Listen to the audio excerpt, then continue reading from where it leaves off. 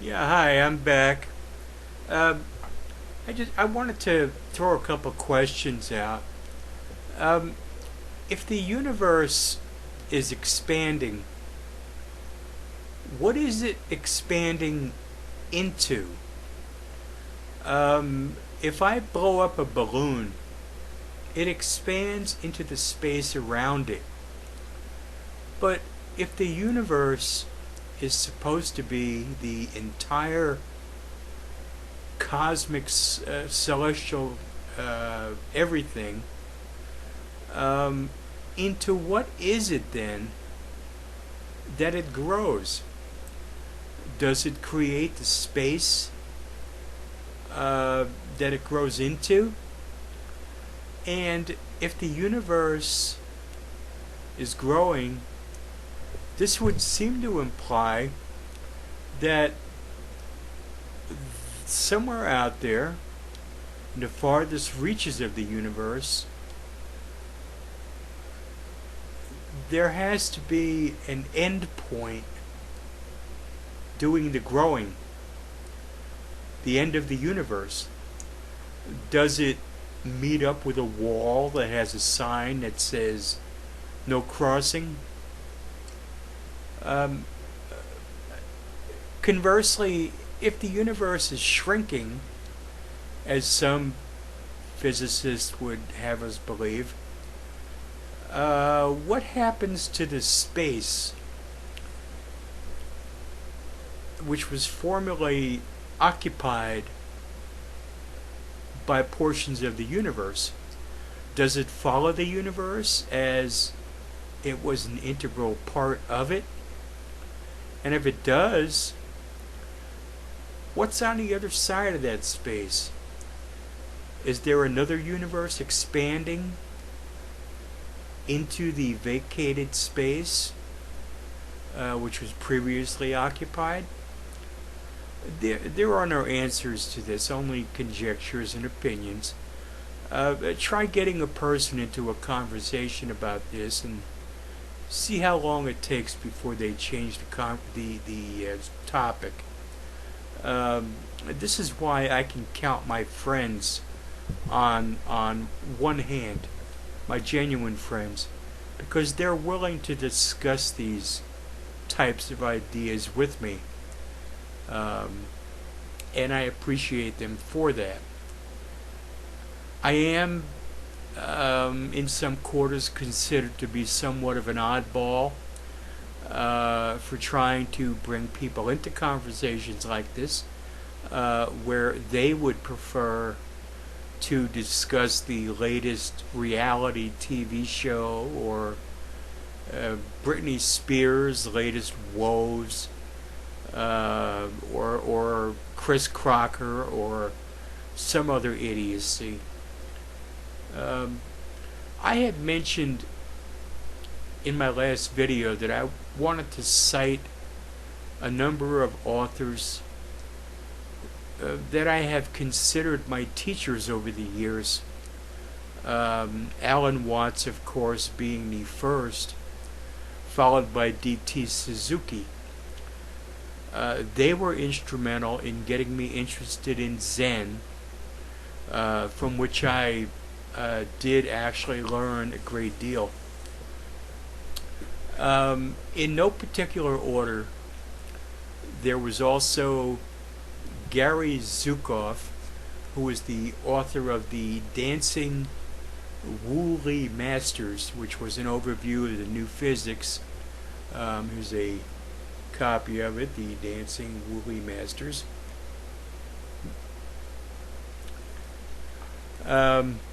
Also, there was Fritjof Capra, who was the author of the Tao of Physics. Um, he undertook an investigation of the mathematical world of modern physics and the mystical visions of Buddha and Krishna. This is that book, The Tao of Physics, by Fritjof Capra. Very good book. I highly recommend any book I'm going to mention here. Um, There was Nick Herbert, author of Quantum Reality. This was an excursion into metaphysics. This one here, Nick Herbert. And also Fred Alan Wolf, who wrote a number of books, including one entitled Parallel Universes, in which he explores the possibilities inherent in the many worlds theory of quantum physics. I find his books to be especially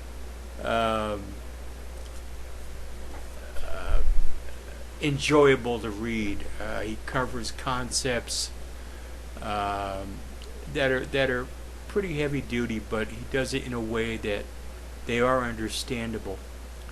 I have to mention Carlos Castaneda, author of the Don Juan series, not the lover Don Juan. This Don Juan was a Mexican brujo, a medicine man, if you will. There were a series of books written by him,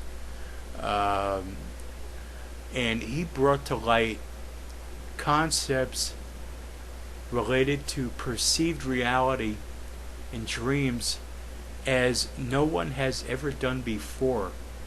And whether his books are fictional or not is a moot point. His revelations leave one begging for more.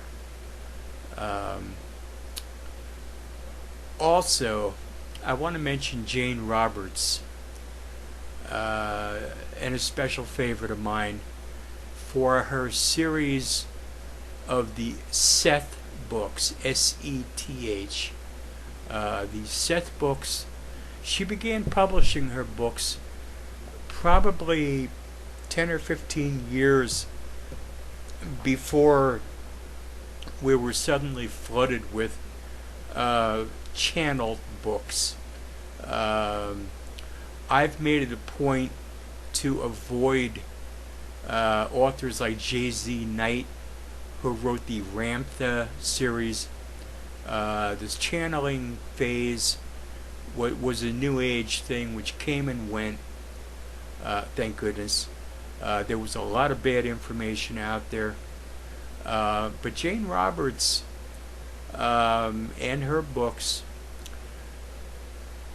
go into areas, they cover an astounding amount of information, from life and death to probable selves, parallel universes, dreams, and the power of beliefs. I find her books to be quite solid and filled with verifiable facts. Two other authors I wanted to mention worked along the same lines until they went their separate ways. One being P.D. Ouspensky, who was a mystic who wrote a number of extremely good books, and his partner at the time was G.I. Gurdjieff, Gurdjieff, who wrote a number of books. He founded the Fourth Way school, which taught people how to wake up. His book, one of his books, entitled Beelzebub's Tales to His Grandson, is a classic in its own way. It is not an easy book to read, but within it are universal truths contained both in parables and events which take place within the book. I'm checking my time here. I think I'm almost finished. So I will be back shortly, or at least within the next day or so. Take care.